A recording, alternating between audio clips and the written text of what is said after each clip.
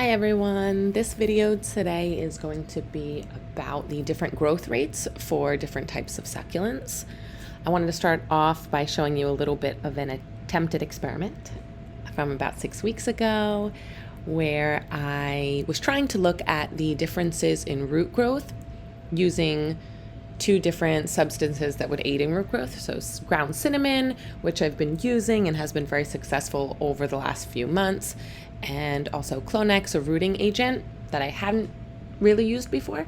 So I wanted to see if it was as effective as it really claimed to be and compare the roots after 6 weeks from the control, the ones where I put cinnamon on the end, and the ones where I put the rooting agent on the end. So I had everything set up. 2 different types of aeonium were used for this experiment to see the differences in growth. My daughter Leslie, of course, has to say hi because she's always involved in my gardening. I took them out 6 weeks later and saw nothing.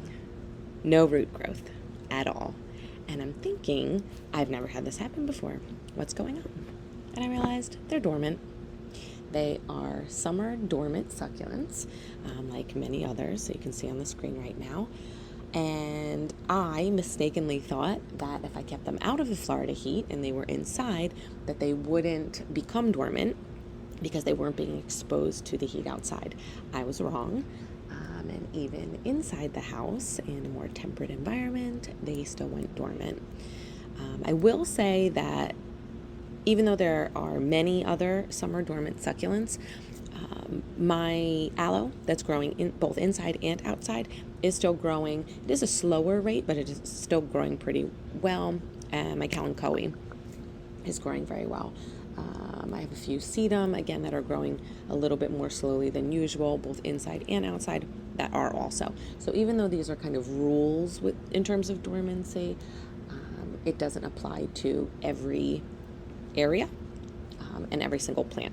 But it is just good to know overall, so that way you can consider it when you realize that some of your plants are not growing.